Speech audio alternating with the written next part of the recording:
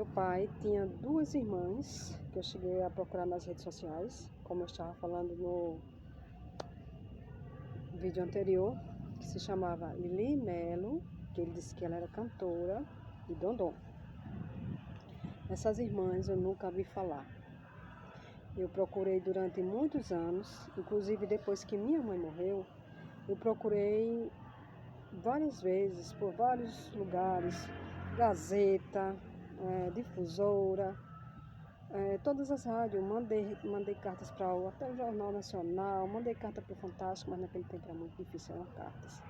Eu fico, às vezes, assistindo os documentários, eu fico vendo o Fantástico, pessoas que encontram a família depois de tanto tempo, porque agora está mais fácil, né, nas redes sociais.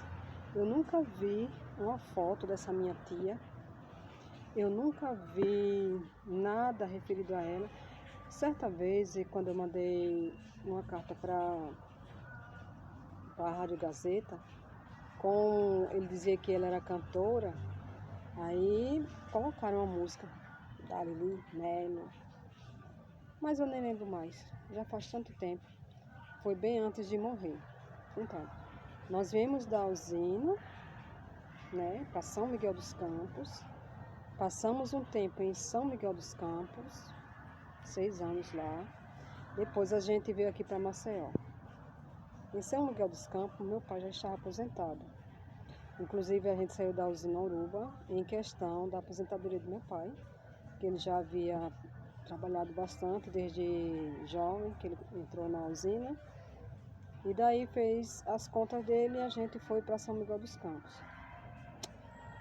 Ele com nós, ainda todos adolescentes, sem poder trabalhar em canto nenhum, e só ele para manter a casa. Os mais velhos já tinham cada um se casado, estavam morando cada um em Maceió, um lá em Atalaia, outro em Bahia. E tinha restado só os menores, entre seus 17 e 18 anos. Eu, na época de São Miguel dos Campos, eu cheguei lá com 15, 16 anos. Não amarrei canto nenhum. Hoje em dia está uma maior facilidade, né? Jovem aprendiz, meu primeiro emprego, mas naquela época, pela misericórdia, era muito difícil. Então, assim, a gente chegou em São Miguel, meu pai pegou o dinheiro da indenização e comprou uma Brasília amarela e colocou na mão de meu irmão, Emerson, para ele rodar de fretista e conseguir um dinheirinho para a gente pagar a casa que a gente alugou. Meu pai pagou 3 meses adiantado, né, enquanto a gente se equilibrava. E comprou uma banca, colocou umas verduras para vender, só que nem chegou a vender.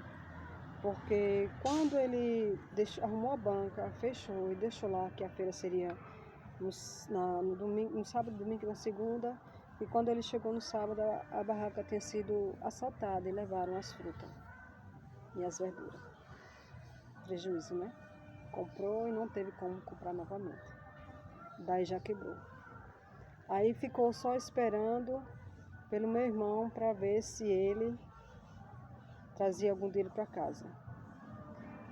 Sobre esse assunto de dinheiro para casa, se ele trouxe ou não, eu nem posso informar. Eu só sei que as coisas foram muito difíceis para a gente lá em São Miguel dos Campos. Muito difícil mesmo. Eu acredito que naquela época não se falava em depressão, ao menos a gente não sabia. E eu ficava sentindo muita falta de acordar com o canto dos pássaros, sentindo falta das árvores, sentindo falta dos rios. Ai, aquilo me doía no coração. A liberdade de correr de um canto para outro me doía demais, bastante. Eu só sei que a gente passou um período muito difícil, todo mundo desempregado. Daí chegou um pessoal lá de um sítio, veio morar perto da gente, e esse pessoal trouxe um monte de feijão, de corda, e nós fomos debulhar esse feijão. Menino, pelo amor de Deus, o dedinho não aguentava, de tanto feijão espalhado pelo meio da rua todinha, fecharam a rua com feijão, e a gente começou a debulhar aquele feijão para vender. E dali minha mãe fez contato, conheceu o gerente de uma usina. Foi daí que ela conseguiu emprego para o Leonildo, na usina. Aí Leonildo foi trabalhar, Leonildo é meu irmão que eu trabalho com ele, viu? Até hoje. Aí meu irmão foi trabalhar na usina Caeté, e eu fiquei por ali ainda esperando completar mais um tempinho. Aí depois a gente fez amizade novamente, minha mãe fez amizade com os outros vizinhos, e eles trabalhavam fazendo manutenção para o dono de um supermercado rico, lá de São Miguel dos Campos. E esse dono do supermercado,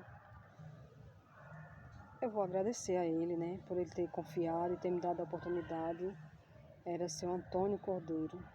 Acredito que o seu Antônio Cordeiro também não tinha estudo, mas era um empresário riquíssimo lá de São Miguel dos Campos. Riquíssimo. Então ele abriu um supermercado e me deram a oportunidade, a mim e a Gorete, de trabalhar de operadora de caixa. Eu no caixa e a Gorete nas prateleiras. Mas daí eu amei trabalhar, teve a inauguração. Eles pensavam que a gente não ia dar conta por ser do interior, mas daí graças a Deus que a gente deu conta. Eu trabalhei, foi meu primeiro emprego praticamente. Já tinha passado por outros para ajudar, mas não dava muito certo não, porque a gente era uma vendinha, vendendo bebida, pinga, e os caras tiravam muito xerimento, né? Tiravam muito xerimento, achando que a gente era do interior, bestinha, bobinha, porque a gente não gostava de dar resposta a ninguém, parece que a gente foi educado. Pelo menos eu não gosto de dar resposta a ninguém, às vezes eu dou, viu? Agora eu tô mais com a boca desenfreada, mas antes eu não dava resposta a ninguém, ficava calada. Aí trabalhei no supermercado, depois eu saí do supermercado, agora continuou. E eu lembro que foi uma maravilha, porque a minha mãe não tinha um liquidificador e eu pude comprar para ela um liquidificador Arno azul, porque lá em casa tudo era azul. Ela gostava do vermelho, mas meu pai era CSA e a família quase toda era CSA. Então, tudo que chegava em casa era azul. E eu e ela e o Messias, o caçula, a gente era do vermelho. Mas aí, como a geladeira já era azul, o fogão já era azul, eu comprei o liquidificador azul. E eu nem contei, não foi? Como é que a gente conseguiu comprar uma geladeira, depois a gente tomava água de pote, custoso demais. A gente cozinhava em fogo de lenha, comida deliciosa demais, mas também tinha muita fumaça. E aquilo me dava uma dó danada da mãe ficar abanando e soprando, e as cinzas por todo canto, tudo era amarelo, da fumaça que fazia. E hoje meu sonho é ter um fogão a lenha. Meu sonho, que está tão perto de ser realizado. E eu já estou até armazenando a lenha. Olha só, para não ficar cozinhando sempre, mas de vez em quando, para matar aquela velha saudade, se Deus permitir, olha.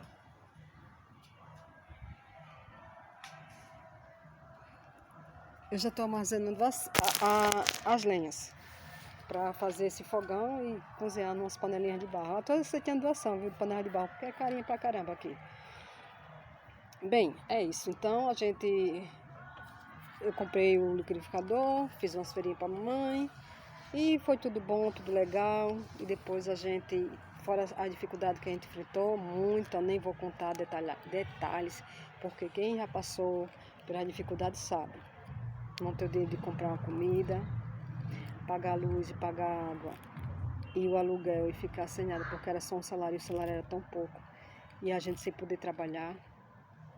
As pessoas não davam oportunidade, porque a gente tinha recém-chegado do interior.